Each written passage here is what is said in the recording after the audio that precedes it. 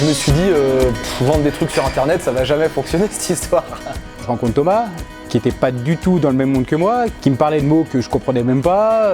C'est une question de personne, c'est une question de feeling, donc un pari un peu fou et surtout nouveau sur le marché français. Quand on voit des films sur la vie de Steve Jobs où il a attaqué à faire ses ordinateurs dans un garage, c'est le cliché de la start-up, mais c'était exactement ça, quoi. Au tout début, j'ai pas été très chaud, clairement, j'avais même quelques doutes. Grâce à lui, on n'a pas loupé la marche. C'est grâce à lui qu'on y allait. Ouais. Sans Gaëtan, ce leader n'aurait pas existé. Faire partie de l'aventure. Ouais, je le voyais comme une aventure. Aujourd'hui, on va rencontrer Jérémy Blondel, qui a été mon premier patron chez Nike.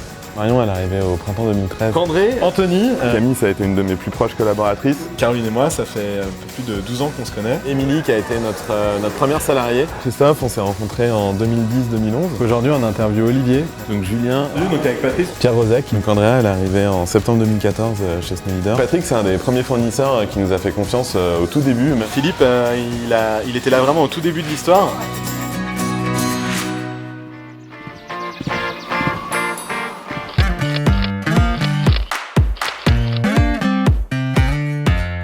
Anthony, on se connaît depuis un peu plus de 15 ans, pote de bringue, pote de boulot, pote de tout quoi. On a vécu pas mal de trucs ensemble. Je connaissais Thomas par rapport à mon emploi, je bossais chez Nike à l'époque, Thomas aussi. À force de côtoyer les deux séparément, je me suis dit ouais, les deux m'en parlent sans arrêt, donc ça serait peut-être bien qu'ils se rencontrent. Et voilà, une fameuse soirée au Grand Bornand, je rencontre Thomas et à ce moment-là, super feeling, on échange sur le web, voilà, je me rends compte qu'on n'est pas tout à fait dans le même monde. On a une vision assez commune, mais on n'est pas forcément dans le même monde. Il y avait un côté la vieille école qui connaissait tous les filons du business, qui avait tous les contacts.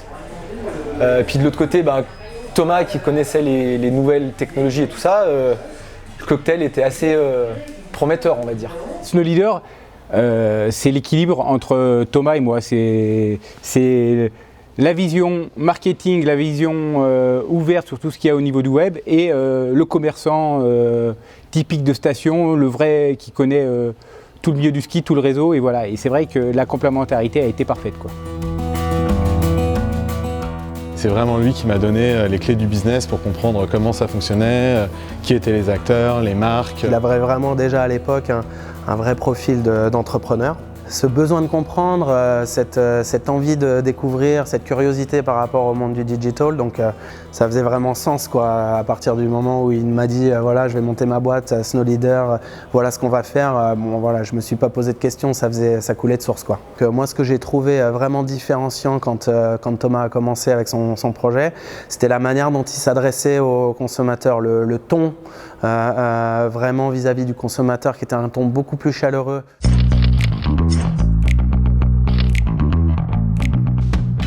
C'était assez compliqué de travailler là-dedans. Ce qui était compliqué, c'est la place, quoi. Et puis dès qu'on arrive au mois de décembre, il fait parce que le problème, c'est que la porte fallait qu'elle soit toujours ouverte. Des fois, il fallait qu'on se gare plus loin, qu'on rapporte le produit, qu'on fasse les montages là. Les débuts dans leur garage où les imprimantes ne fonctionnaient pas parce qu'il faisait trop froid, parce qu'il n'y avait pas d'isolation, parce qu'il faisait nuit, parce que les fournisseurs qui ne voulaient pas travailler avec eux, les banquiers qui disaient mais non, on ne va jamais financer ce genre de choses. Et je pense que leur force de caractère à tous les deux au départ a été déterminante. Comme on dit dans ces cas-là, on joue les bonhommes. Ils étaient jeunes, mais ils avaient une grande maturité d'entrepreneurs. Avant de le voir, je l'ai refusé 18 fois déjà. Parce que c'était pas dans la tradition de la maison de travailler. On parlait à l'époque de site internet, pas d'e-commerce. Il a eu beaucoup de pédagogie parce que j'étais quand même toute griffe sortie. Hein. Il n'était pas question de se dévoyer quand même avec un mode de distribution qui était Oni, je ne veux pas citer de nom, mais tous les noms sortaient à l'époque pour dire ne mettez pas le doigt là-dedans, c'est le diable dans la boîte qui va sortir. C'est pas le diable, mais ça a été quand même une sacrée révolution. Hein. Thomas était venu nous présenter un site avec une maquette qui était très propre, pour être très honnête à l'époque. Il y avait beaucoup de sites internet qui existaient, mais beaucoup du discount et des présentations qui n'étaient pas très léchées. Les produits étaient bien mis en avant, il y a des beaux highlights. Et ce qui nous a plu, c'est qu'à la fin de la présentation, il nous a dit « Et en plus, chaque client qui commandera plus de 150 € aura un reblochon offert ». C'est vrai que notre particularité chez Snow Leader, c'est le fait qu'on soit un magasin technique haut de gamme, un peu décalé, des nouvelles marques émergentes. Et ça fait vraiment partie de notre ADN. Et Thomas et Gaëtan sont arrivés avec ce projet un peu fou de commencer un site e-commerce plutôt haut de gamme avec une sélection de produits qui me correspondait très bien. Tu te lèves le matin, première chose que tu regardes sur internet, oh, 2 paires de skis, t'es comment fou, t'imprimes vite ton truc, tu descends, tu vas au magasin, tu fais, moi c'est sûr que tu t'éclates quoi au début. Après, avec le temps, tu te dis ouais c'est super, l'éclate c'est bien, mais à un moment donné, il va falloir qu'on se structure et puis qu'on grossisse quoi, à un moment donné.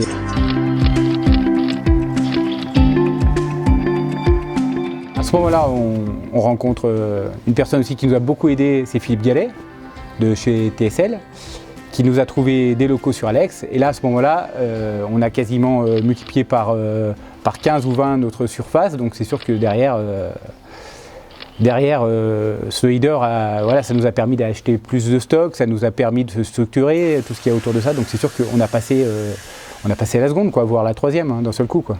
C'était un moment charnière où il s'agissait en fait vraiment de construire les fondations de l'organisation pour qu'elle puisse grossir vite. C'était une période où il y avait un peu tout à faire, quoi. Donc on s'est retrouvés en l'espace de 6 mois à devoir construire un nouveau site internet, le back-office, le nouveau système de gestion, tout plugué. Donc en fait, on a travaillé des heures et des heures. Pour moi, ça a été la période la plus difficile chez Snow Leader, en fait la période la plus difficile de ma carrière. Et le stock continuait à se remplir et les camions continuaient à arriver. Et Gaëtan disait « Oh là là, mais on a trop acheté, on a beaucoup trop acheté, qu'est-ce qu'on va faire de toute cette cam ?» On bossait le soir, les week-ends, non-stop pour mettre les produits en ligne et commencer à avoir les premières commandes qui tombent et commencer à dégager du stock. On savait que l'avenir de la boîte se jouait à ce moment-là, mais bizarrement, on n'en parlait pas. Très peu. C'est vrai qu'on a 12 000 € d'apport et qu'on a, à un moment donné, au bout de 2-3 ans, plus d'1 million d'euros de stock. C'est un peu flippant. À un moment donné, vu qu'on arrivait à... Voilà, moi, personnellement, je trouvais que j'arrivais à une certaine limite. Et puis, voilà, je voulais peut-être passer à autre chose. C'est vrai que ça prend beaucoup de temps et tout ce qui est autour. Donc, et j'ai décidé de quitter Snow Leader.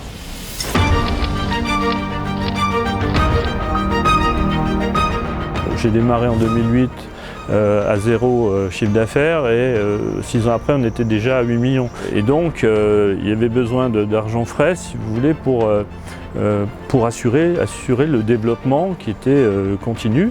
Elle était en pleine croissance et elle consommait beaucoup de trésorerie avec la saisonnalité des ventes, parce que c'était tendu sur le compte, il fallait décider le matin si on payait les fournisseurs ou si on ne les payait pas ou des choses comme ça. Thomas nous expliquait voilà, ce qu'allait venir, comment ça se passait, qu'il fallait lui faire confiance, à tel point qu'on est allé au-delà du raisonnable normalement toléré.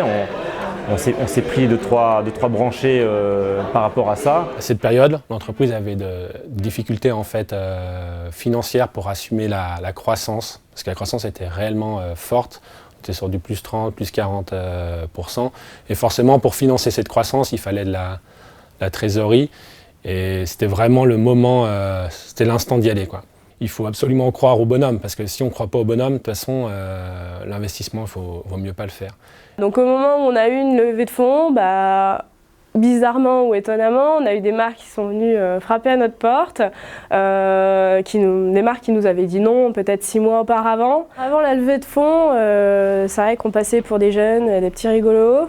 Pas forcément très crédible. On est devenu sérieux, voilà, du jour au lendemain. Et là, on a pu vraiment faire des commandes plus grosses, avoir plus de référencement et donc de proposer une offre plus large à nos clients. Et c'est là où vraiment ça a commencé à décoller, parce que sur Internet, plus il y a de choix, mieux c'est, quoi.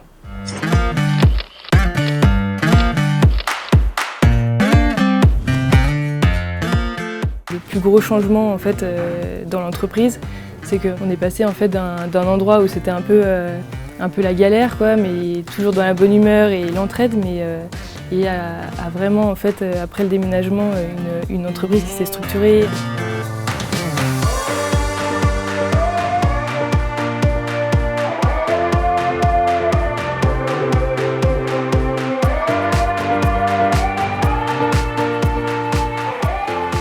mine de rien, effectivement, les marques, dès que tu leur parles de magasins physiques, d'enseignes avec un pas de porte reconnu, forcément, elles changent tout de suite de discours. Ça a matérialisé, pour moi, ça a un peu matérialisé le succès de la compagnie, quoi.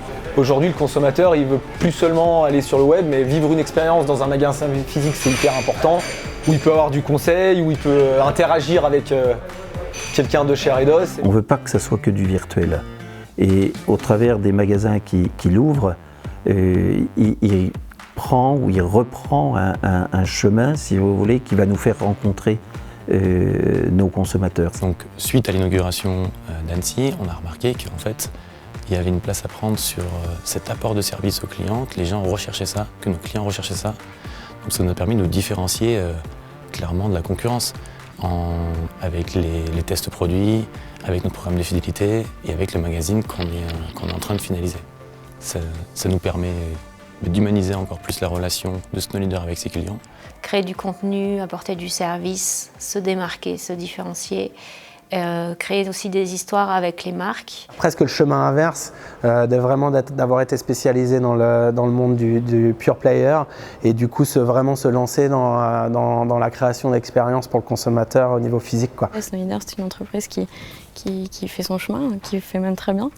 Et forcément, nos fournisseurs n'ont pas la même vision de l'entreprise et nous démarchent peut-être davantage ou nous font davantage confiance. On est passé d'un Thomas qui passait avec sa voiture il y a 10 ans 2 à 3 fois par semaine, seul, à une société, une organisation aujourd'hui qui compte de mémoire 70 personnes, qui a beaucoup grandi, qui a déménagé, qui a levé des fonds, qui sait de plus en plus trouver un modèle économique pour asseoir son assise, qui fait du multicanal, qui a installé des magasins, qui a changé d'entrepôt et aujourd'hui qui s'internationalise. Qui continuent avec leur grain de folie surtout et leur spontanéité. Parce que plus on grossit, plus on rentre dans des rails, dans des choses, dans des standards. Et leur force a été d'être hors standard, en mettant le reblochon, en faisant des vidéos marrantes, en étant proche du client.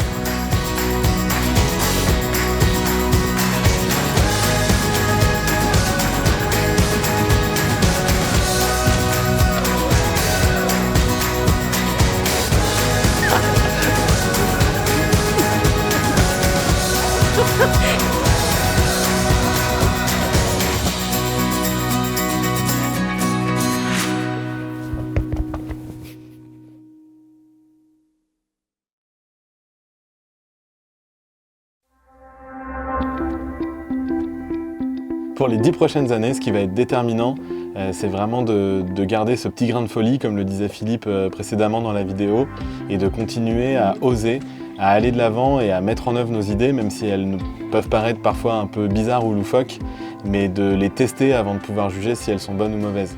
Et malgré le fait qu'on soit plus nombreux, qu'il y ait des enjeux financiers qui soient plus importants, il faut qu'on continue à garder cette différence qui nous caractérise sur le marché et qui fait de Snow Leader The Reblochon Company.